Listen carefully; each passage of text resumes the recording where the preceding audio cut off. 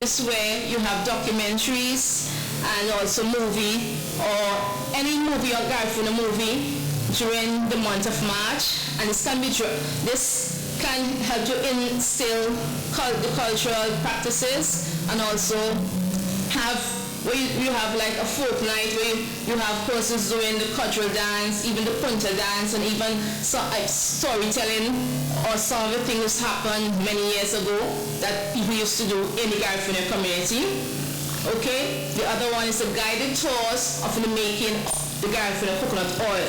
This is where the various individuals, or if they have a cooperative, they can come together, organize a special demonstration tour for the cruise ship passengers and the hotel guests, or even the returning nationals, so they can get a feel to know what it's like to be a Garifuna. So this can help for them to appreciate the lifestyle, the traditions, because tourists don't just want to come to St. Vincent just to come to eat steak. They want to come to eat modongo dumpling, they want to come to eat cassava bread and all those things because they want to know this. The tourists now, they want to feel what it is to be a Vincent, they want to taste what it is to be a Vincent, because our culture is very important, and to make tourists appreciate our indigenous culture, this is one way of encouraging tourists and also persons to appreciate, and even the persons who live in the Garifuna community can have an appreciation for their own culture, because they can see, because at the end of the day, when the tourists leave, they leave it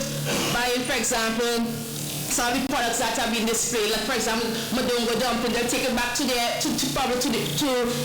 homes, and other persons can see that these are healthy foods. Okay, another thing is a World Garifuna Cuisine Festival. This is where the Garifuna community and also the Garifuna Heritage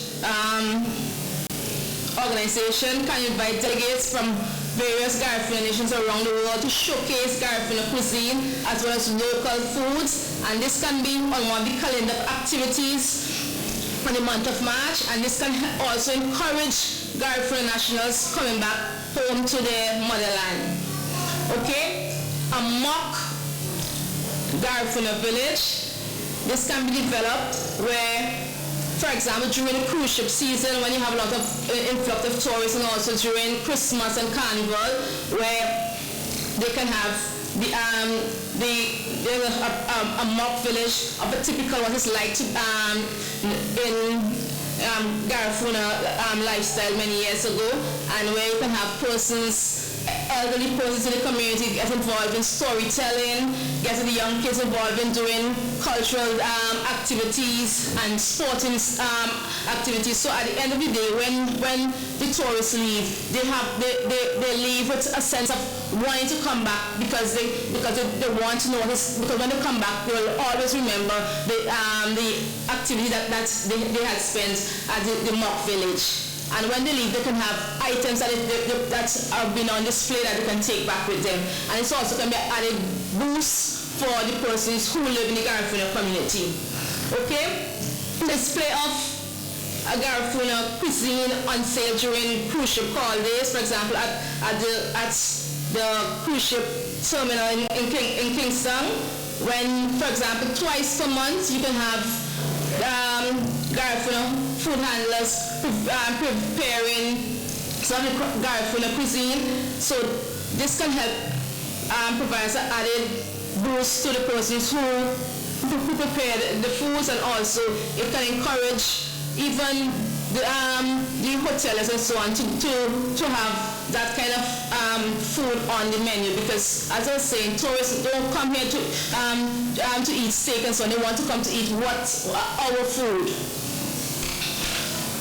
Okay, the development of a Facebook page and a website. This can be, for example, for all the activity that happens on National Heroes Day, so people can know about it, and this can also encourage other Garifuna nations to come to St. Vincent to see what it's like that what we do on March the 14th or during the month of March. Okay, I have here the erection of a shrine on Baliso.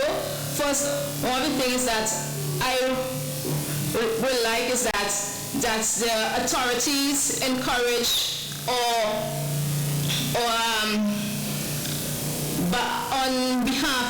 nation of St. Vincent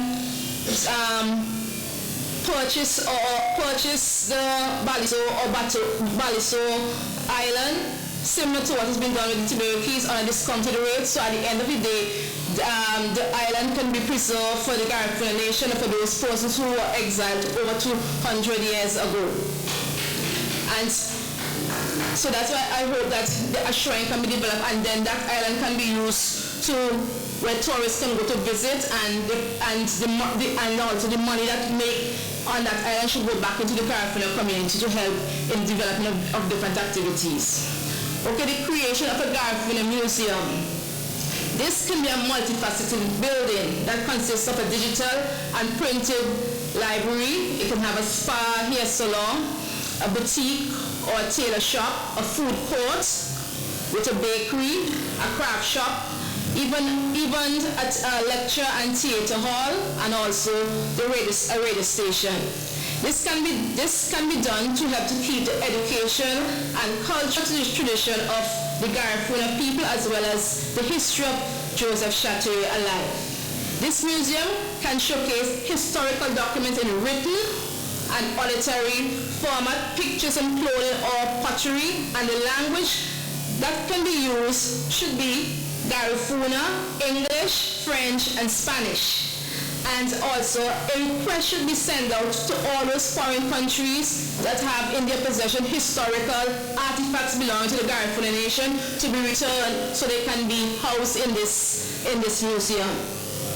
Now, at the museum, I was saying it's a multifaceted building. There can be a food court, which can be like an international restaurant. For example, you have different Garifuna nations also have at least a spot in it at a specific time. And while they lease a spot at the restaurant, they must have local Garifuna persons being trained so they can learn the different skills and techniques that's being used by other Garifuna nationals out of St. Vincent. So when for example, they're finished, they can able to carry on the food court for the different countries. And also at the museum, I propose also to have a herbal store where you can have a trained professional herbalist who's an attendant, where they can have, for example, teaching people how to use the use and also the importance of medicinal herbs, because that is one of the things that have been used in the Garifuna community. Okay, and I do hope that these various enterprises that I have just spoken about, that it will be food for thought for the Garifuna community and also for the Garifuna organization. And I thank you very much for listening.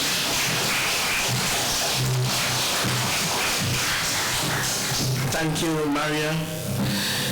Just to sum up, we had two short and wonderful presentation. First from Don Providence, who highlighted the need for exchange of ideas, building networks, and we need to be more thrifty. We emphasize the principle of savings as critical, building self-esteem. We saw as a necessity, but most importantly, after toiling, one must rest. There's time for rest. He also indicated the need for the involvement of people with professional background, accounting, lawyers, etc. And finally, he emphasized something that has eluded us over the years, the need for us to build more trust among ourselves to be able to work together as a people. Maria highlighted several aspects of our lives, from things that we produce from the arrow to coconut oil, and our way of life, so that we could use these different aspects of our lives to transfer into economic and tourism opportunities. She highlighted issues such as setting up a Garifuna shop at the airport, maybe this might be a good opportunity for somebody to approach the government, being the group is coming on the stream soon. She looked at yes of organizing pilgrimage to Baliso, and again she supported the cause for Baliso to be earmarked as a national heritage site, and that several different activities could be done there. She looked at creating a national Garifuna museum and to call on all who has artifacts and parts of our heritage to bring it so that it can be displayed there. All in all, at her presentation highlighted several opportunities for which we can sustain our culture, or sustain economic opportunities from our culture and way of life. Thank you, ladies and gentlemen, for this final session. Let me just get a word from Madam Chair so that we could round up today's event.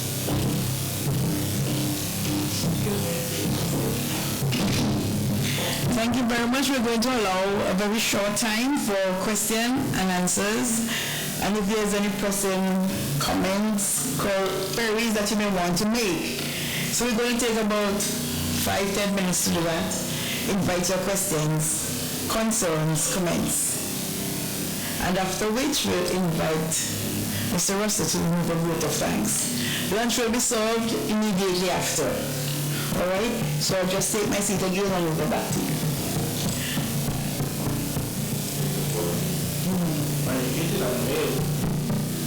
President, good afternoon. Good afternoon. Suggestion 1. If it has not yet been thought of, I'm suggesting that all the presentations that have been given today be documented. I wouldn't mind maybe paying for that, a copy of that.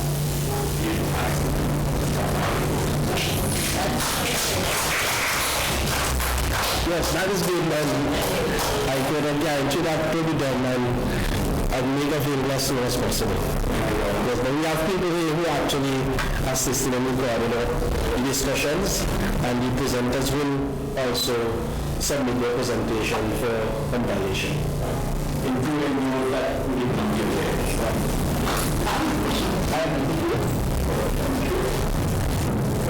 The information can have been compiled.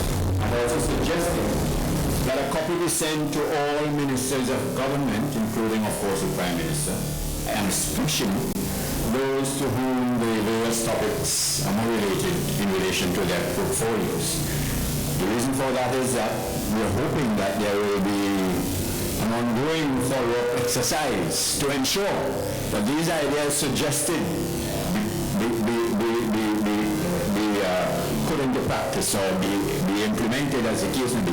Because apart from educating us a little more on the various topics, we want to make sure that the ideas and the suggestions put forward be put to use nationally or in a more decentralized manner as the case may be, whether it be in the Garifuna areas as the case may be. But the idea is we should not just be pouring out ideas and nothing happens. We want to make sure that something comes to, these things come to fruition as the case may be. And what's just my last suggestion?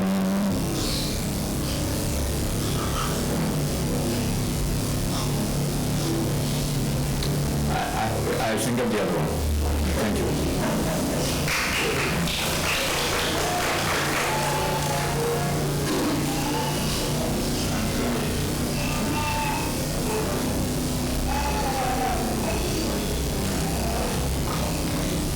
Good afternoon, everybody. Now in Ms. Marie's presentation, I'm very happy of all the ideas that were given, and I just want to ask of the panel and whoever's in charge that more activities be done through the Ministry of Education.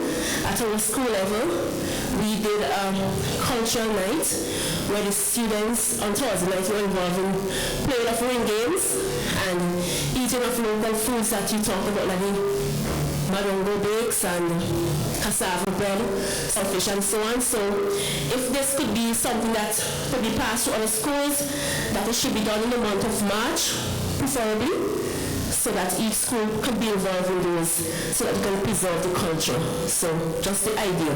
Thank you.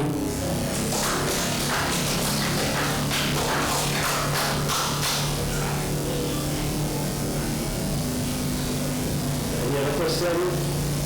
Comments?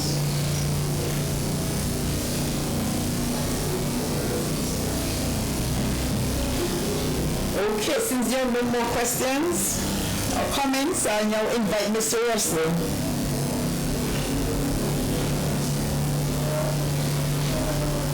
I wish to strengthen the idea in relation to the secondary school in the, let me say, the Carib country. I wish to strengthen the idea that whatever needs to be done should be done so that the school be upgraded so that children would not have to come to town to attend secondary schools here, because more and more people are being trained and every effort should be made to ensure that they stay right there, and it will be a way of they lessen the economic, spend less money on their education as the case may be. That is something that we need to look at. And that's a very good point. Very good. Email? Okay, we're inviting persons to leave with us your email addresses.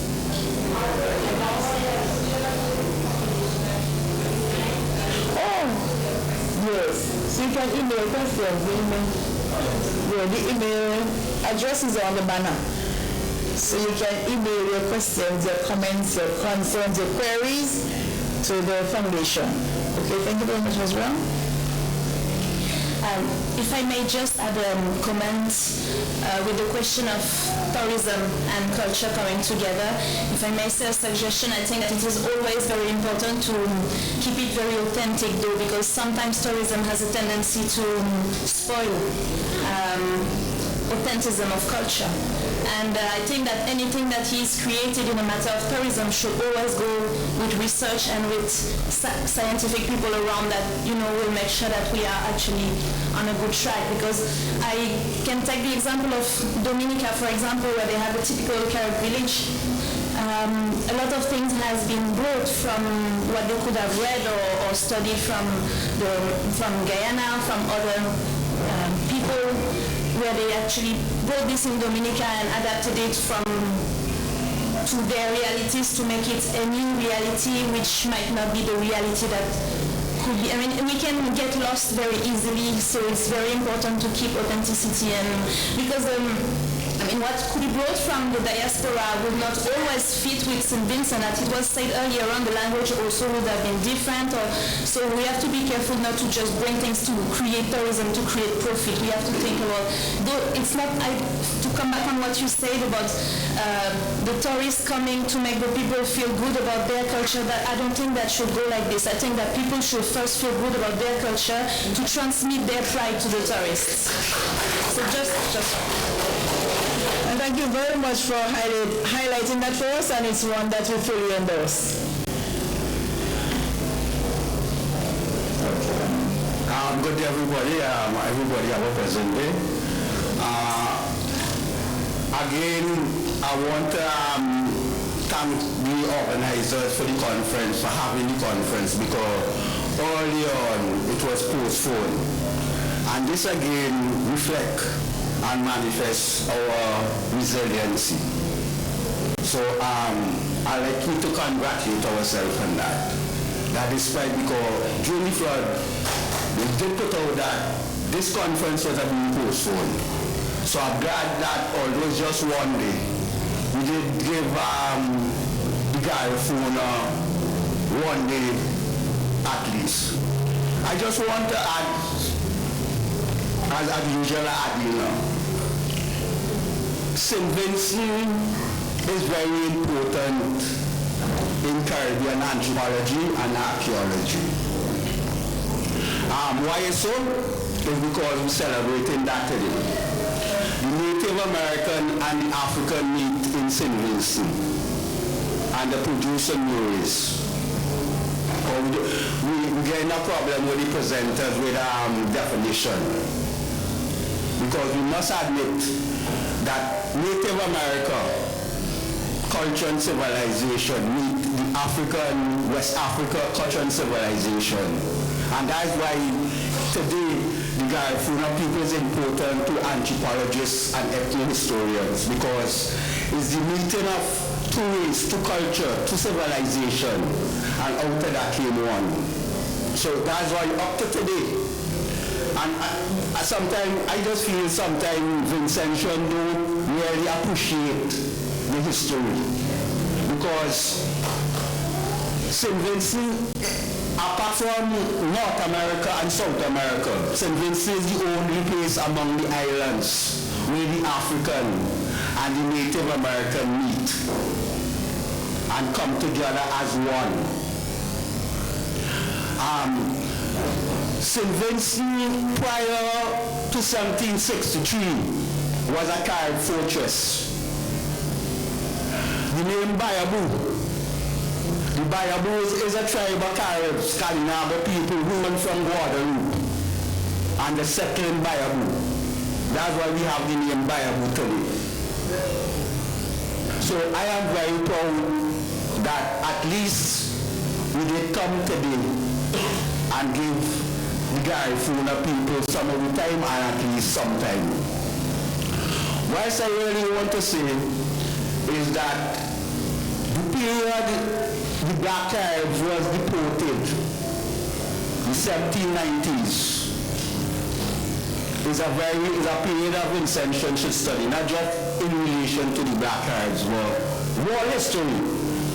The 1790s as a decade was a very turbulent period. In the 1790s, we had the second Black Carib, the second Anglo-Black Carib War, which lasted about 2 years, 1795 to 1797. Something that should off even the Black Anglo-Carib War was the Federal Rebellion in Grenada. All them things happened in the 1790s, the Federal Rebellion in Grenada. Federal Amalato planted with slaves, nearly overrun the whole of Grenada. It's funny too because Federal ended up like Shackley. Nobody could say where Federal nobody is. Although he went from Grenada and he was trying to escape to Trinidad. People say the boat sank and capsized. During the 1790s, apart from the second Anglo-Carib War and the Federal Rebellion, we had the French Revolution. We had the Haitian Revolution. So the 1790s, not only because it was a revolutionary period, but it's a decade that is as a period of study, is very illustrated. Because in this period, we could say our first hero, Joseph Chateau, he is a contemporary of Danton, Marat, Toussaint, all of them, Dessalines, Christophe, all of them was living during the same period. I feel I would like 10. All right then. Okay, and we want to thank you very much for your input. And I think one of the panelists this morning alluded to what you were saying. We thank you very much for your input, and one of them did allude to that, the fact that we're not sufficiently informed about our history. So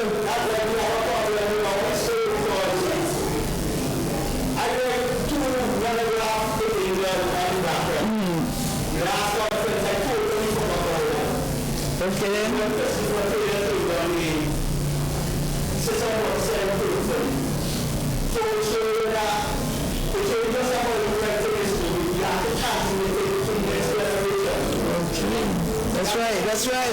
That's right.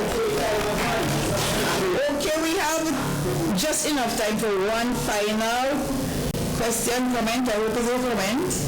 Well, thank you. My name is Sean Frederick, and I represent the Urban League, Urban Expression. Two of my members were here this morning. Unfortunately, they had a workshop that was planned a long time. Unfortunately, however, it's sessions like these that sometimes a lot of persons who are supposed to get this information don't attend or either don't know about it. I want to take this opportunity to congratulate a number of persons. I won't go into much names, but I'd like to single out two persons who have impacted my life in terms of history and the Garifuna history as well. Dr. Adams, I'd like you to give him a round of applause. This is a man you can just walk out the street and just, even if he's eating lunch, sit down with him and you want to spend 5 minutes, but you spend 5 hours listening to this man because of his wealth of information. David Darky Williams is a man. We have done 7 theatrical presentations on this stage throughout St. Vincent, because last year we did a community drama tour. In 2009 or 2010, Darky wrote a play for us called Ricochet. And I wanted to, but I can't say Cloud Darky. That is not what we asked Darky to write for us. We wanted something, we asked him for something and he did for something else. But I think that was good because he wrote a play that dealt a lot of the history of the French and slavery and Garifuna influence. And I had asked him if he could have shown it here at one of these conferences, and he said because of the length of the play, we will have to get it shot. So I want to thank Darky for that, because every time Darky comes to our session, because we come and direct our plays or come and teach us stagecraft or something, he always put in aspects of the Garifuna history and culture, and we cannot leave that session without understanding that. When I go to the National Library, for example, I cannot get nothing, absolutely nothing, not just about Garifuna culture, in fact, St. Vincent culture. I've bought a lot of books from Dr. Adams, and I'm so happy that I have those books, because we're doing a performing arts course at the community college. And there it is, we have our lecturers who have a lot of texts, and they recommend texts to us too, and in fact, we are asked to do research. Where are we going to find this information? You cannot go on the internet. There's hardly any person you can talk to except for Dr. Adams and Darky. And very often when I have presentations to do or essay, I go and I say, Darky, I want to see you. And I sit down and spend 2-3 hours talking to Darky, because he is that walking library. He's that thing. And I want to ask persons here who have the information like this gentleman who just shared with us to use the media, calling on the radio station, change the topic from political to history. Write in the papers, because I read articles. Sometimes I buy a paper and say, what did I buy? Did I buy an ad? Because they ads. The front page of the newspaper, politics.